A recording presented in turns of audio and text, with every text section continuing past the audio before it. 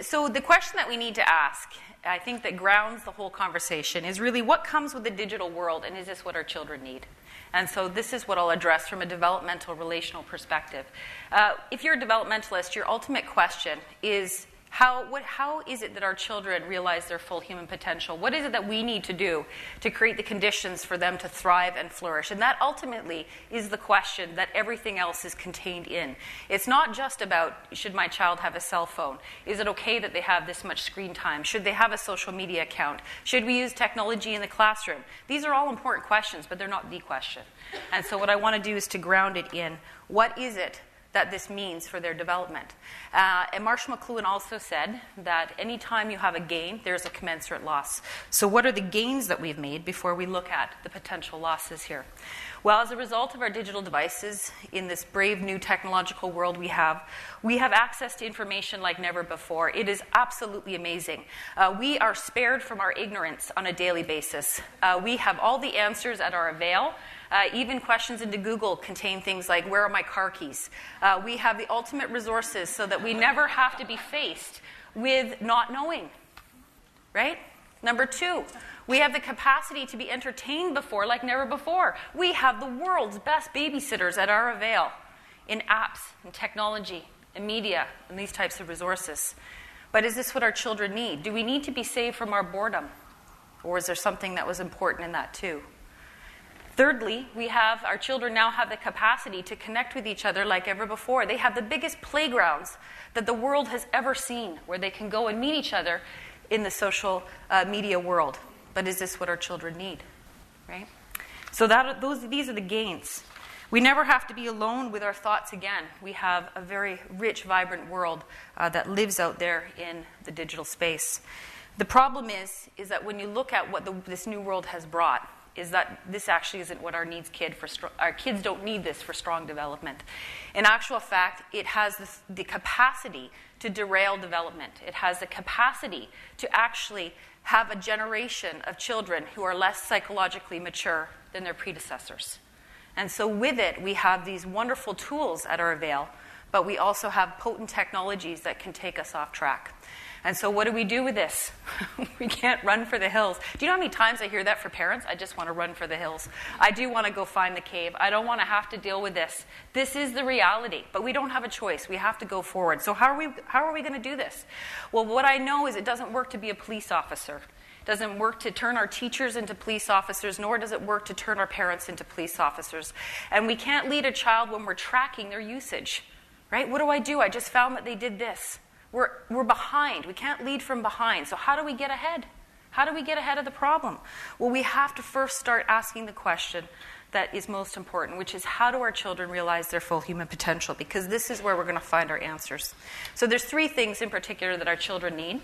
Number one, they need to emerge as separate beings with their own ideas, their own aspirations, their own meanings. They need to get their hand on the driver's steering wheel in their own life and steer forward to set goals. Now, the interesting thing here is in an information age, which direction is the information going? It's going in. But for true development, what direction do we want the information? We want it to be coming out. For personhood, information is not the birthplace of personhood. Expression and a child coming out and finding their meaning and making meaning in the world is actually the birthplace of personhood. So our love of information blinds us to the fact that what actually needs to happen is that our children actually need to be the meaning makers. It's actually their questions that need to come first, not our answers. And so we have to make room for that. And where do we do that?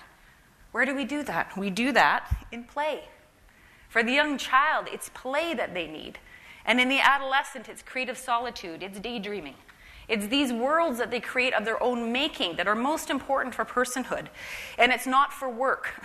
There's no outcomes here. And this is the challenge with play. It's undervalued, underestimated, unprotected in a world that values information, where it's about getting ahead, where it's about outcomes. We can't protect play in a world that values information over what comes out of a child. We won't create the spaces for adolescents to be bored. Right? When I said I'm bored, or as my daughter said to me last night, I'm bored, I said, that's a good feeling to have. Let's stay with that for a while and see what pops out. You know what popped out? I'd like to do some chemistry. She's 11. I said, we're going to do some chemistry, right? Because it's important about what comes out, not about what goes in. And so it's not for real. Play is a place which is about no consequences. They can't get it wrong. They can play fight. They can break up. They can get married and divorced as much as they want. This is not for real. This is the place where they're meant to experiment for the world that will come. But they need a place free of our expectations so that they can get there. Now you might say, well, what about video games? They're not for real. They're not for work. But are they expressive and exploratory? And this is the key question. When you're coloring in someone else's lines, when you're living out someone else's ideas, when it's someone else's algorithm that's driving your activity, it's not coming from within you. And so this is why they don't measure up either. So one of the biggest questions that we can do for our children is we can let them play or have creative solitude. This is the birthplace of personhood. And this is ultimately what we want. We want our children to emerge as separate beings, to emerge as social beings. We want our children to become adaptive beings. And it's going to be in play where they discover this. Now, we're going to have to be patient, and we're going to have to wait, because the fruits of this don't come automatically. It comes over a lifetime of watching a child grow and develop. It is also where the brain's networks are developed. In a study, Nash and his colleagues in 2007 did a research study and looked at children who were deprived of this type of play. And what they actually found is that their neural networks were 20 to 30% less developed. Play is what builds the brains. And it's where creativity also starts to unfold. And from a psychological perspective, it's also where emotions are expressed. Being able to move, to express frustration, alarm, and to act out your day in your play is therapeutic for children. In fact, it is the place that children make the most sense of what's happening inside their internal world.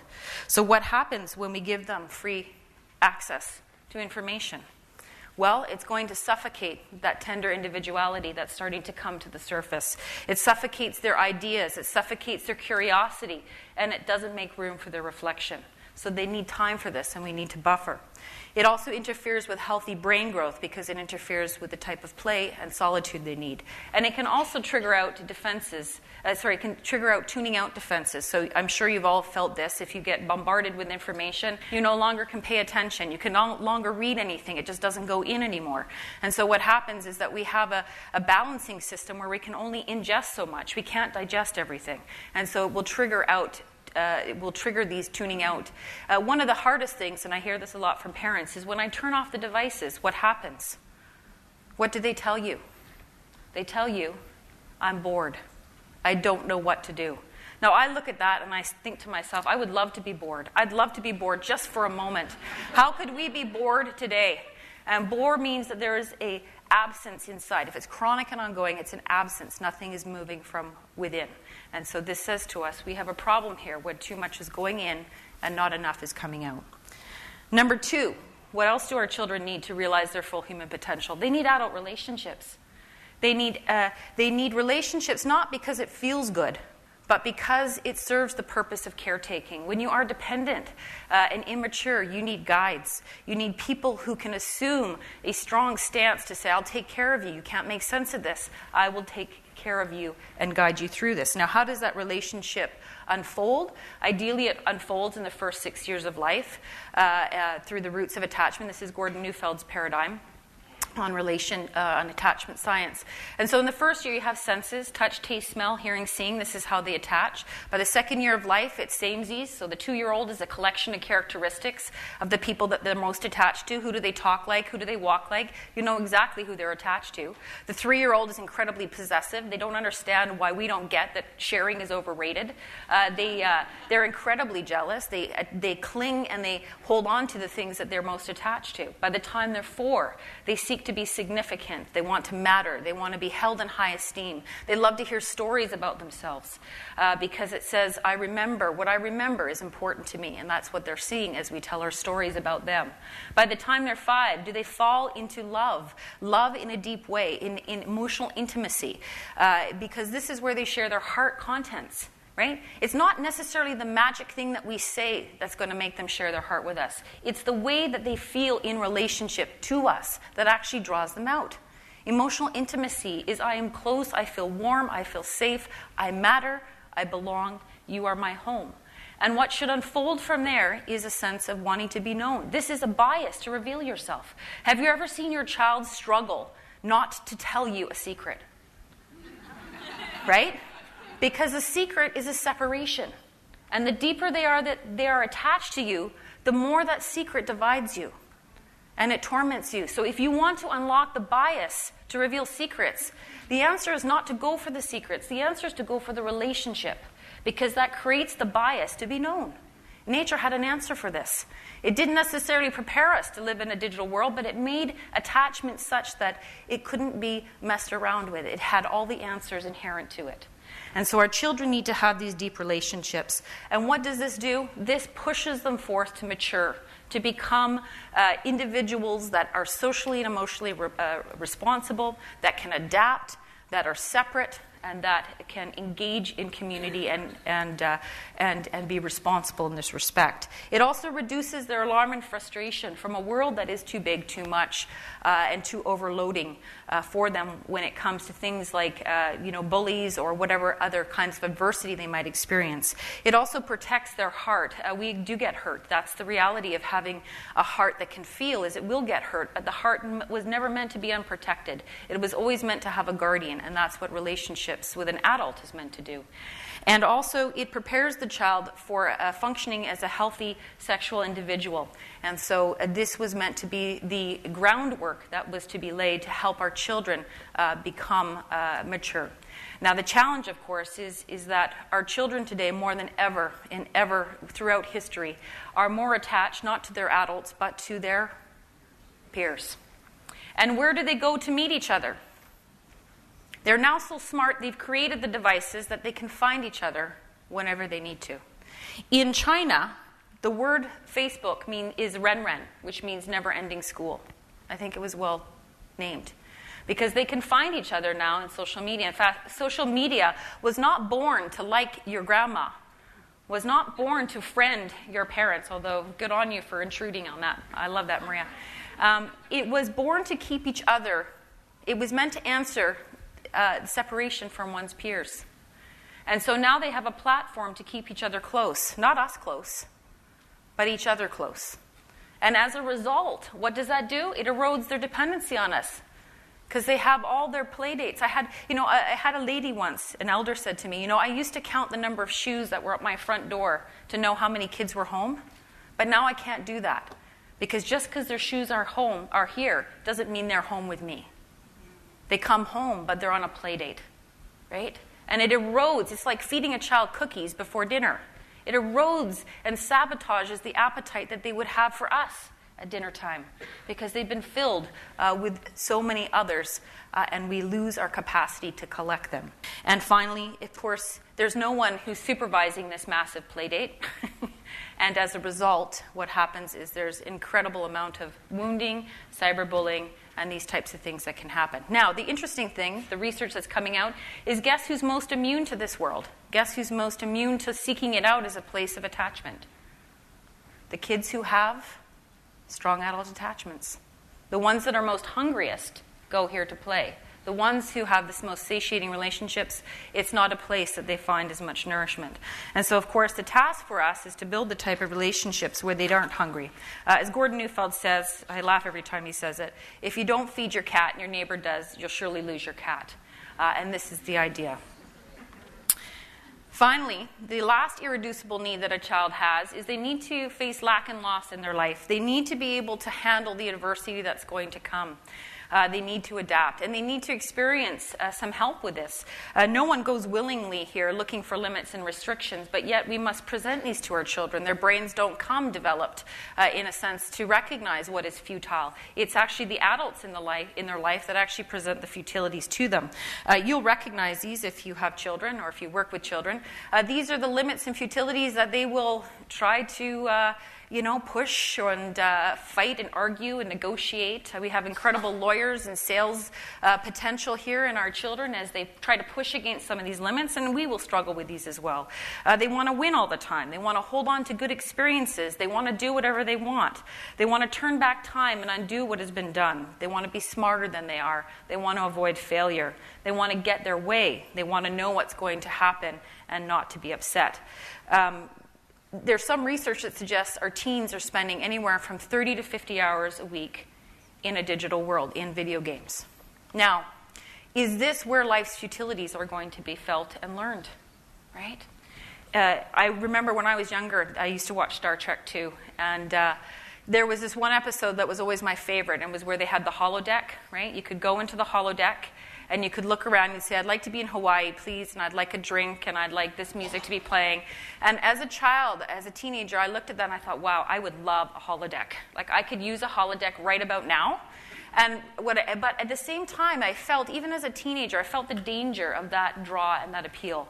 Because what I was really longing was to be freed of the futilities in my world and not have to face into them. And the reality is that was part of my development too.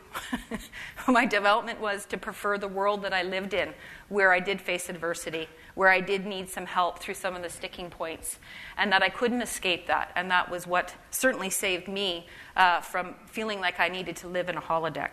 And so what's happening is that we've created these worlds now where our children can go.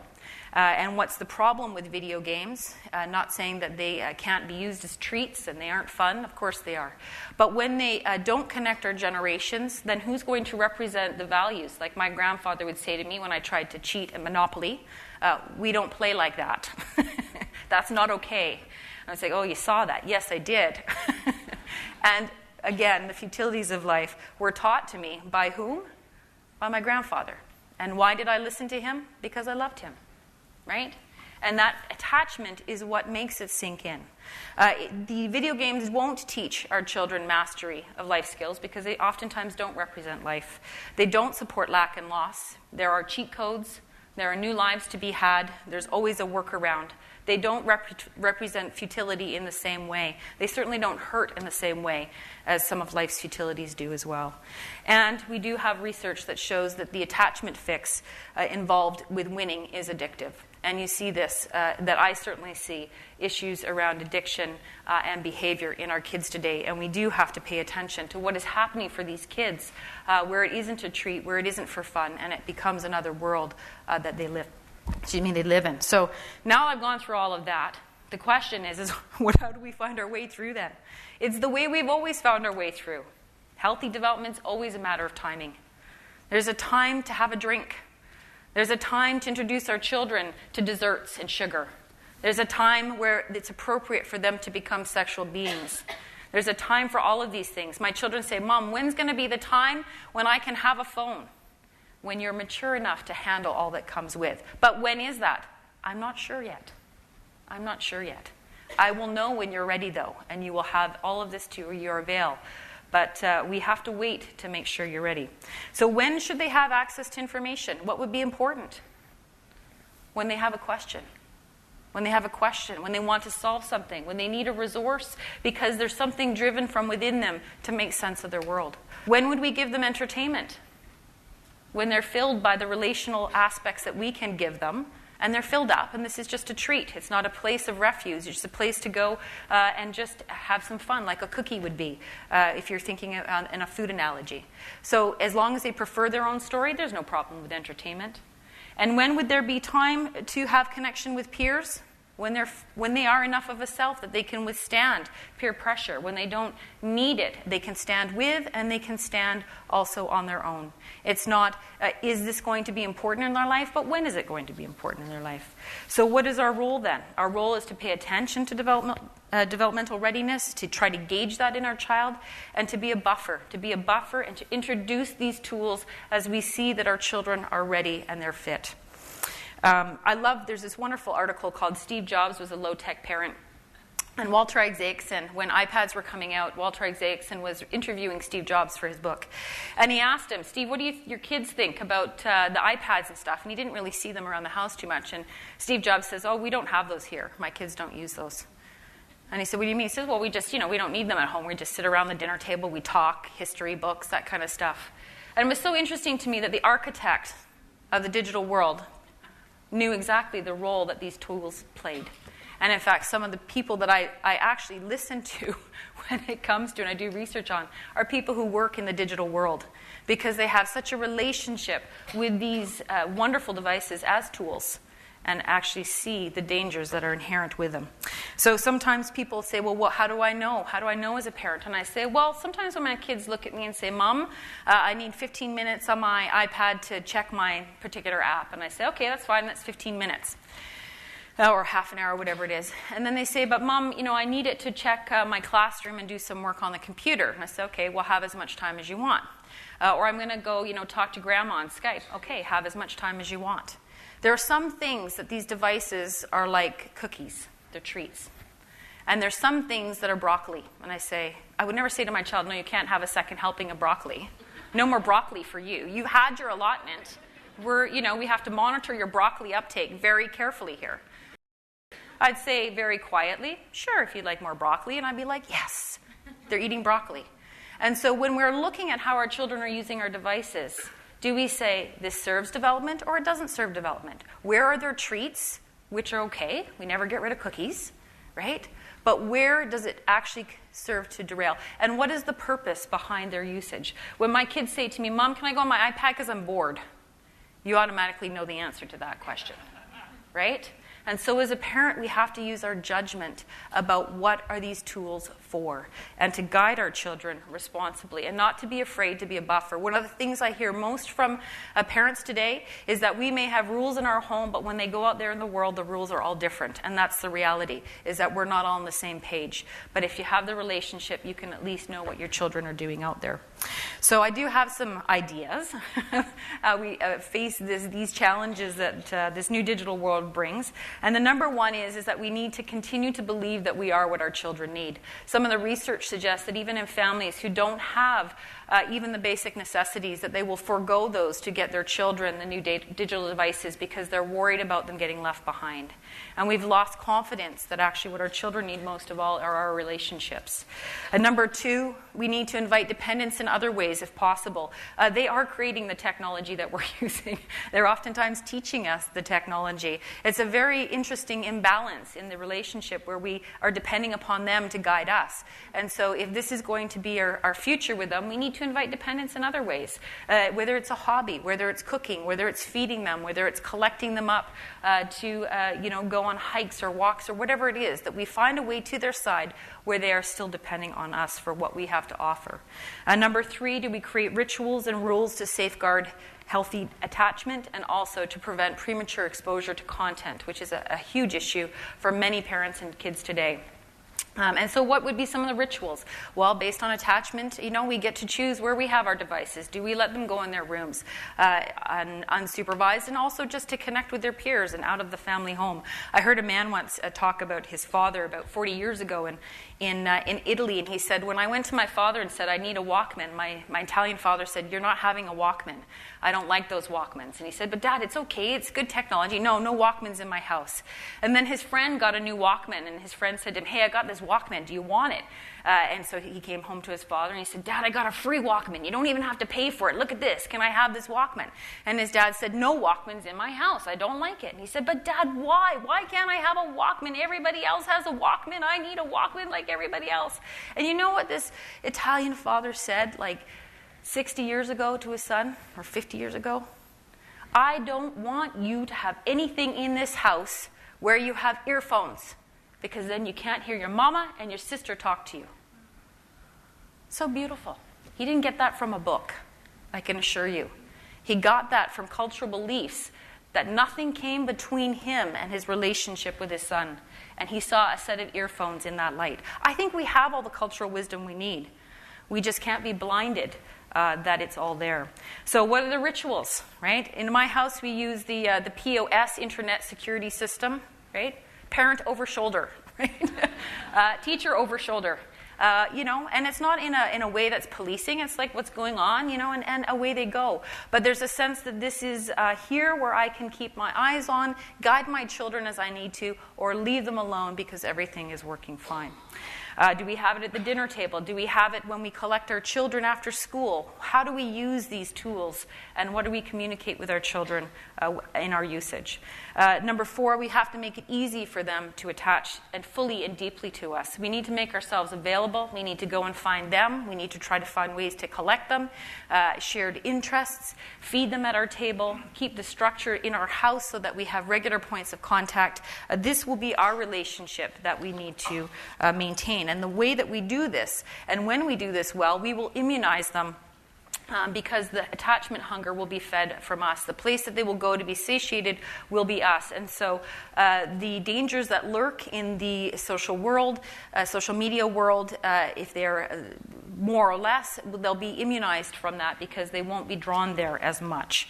Number 6, if they are more attached to their peers than they are their adults, the idea here is not to go after the devices to stop the behavior, but to go after the relationship and repair the relationship and bring your child back into orbit around you before you go after your devices. If they're using their devices to attach to their peers and you cut them off of their devices, you'll have incredible attachment frustration in the wake of it, and you will not be able to find your way back into relationship with the child. So what needs to be addressed first is actually to get them out of orbit around peers if they are using the devices only to keep in touch this way, and to repair that first of all. How would we know, number 7, when a child is in trouble?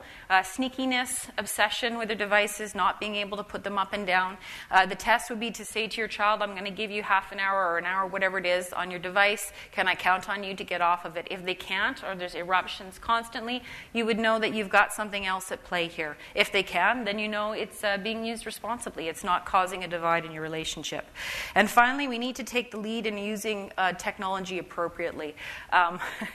They're watching us. They're watching us when we drive. They're watching us when we talk to each other. They're always watching us to see what we're doing. And what I find beautiful and also daunting is that I am setting the ritual, the customs, and the usage for this technology that they're going to be using in their generation onwards. So I've got a tremendous opportunity, but also I have to take it, with a huge amount of thought, because they're going to follow us. And so what do we communicate to them about these tools and living and taking care of children in a digital world? I was in Seattle giving the same talk, and I had gone and stepped outside the Maiden Bauer Center, downtown Seattle, and I had looked up. I had just wanted to get a breath of fresh air before I did my talk. And I looked up, and it hadn't dawned on me where I was. And I looked up at this building, and I saw Microsoft. And I thought, oh my goodness, I'm talking about this in the second biggest capital for technology in the world.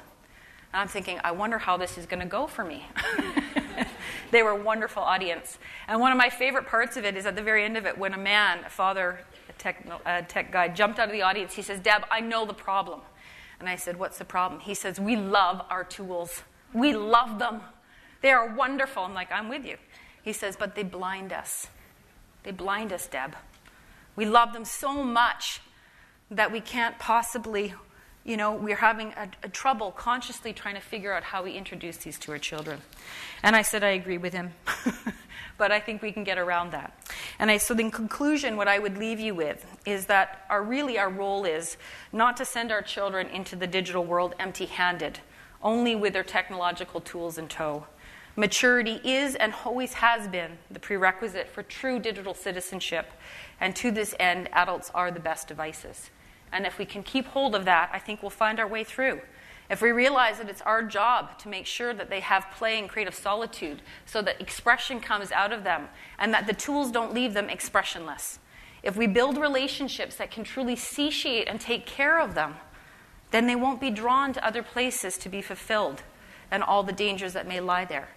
And if we can represent to them a world of lack and loss, then they'll be prepared for whatever comes ahead, the adversities that they may face, and we will have served them well. So at the end of the day, we can love our tools.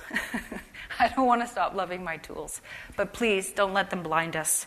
We need to cultivate the type of relationships with our kids that are irreplaceable in a digital world. Thanks very much.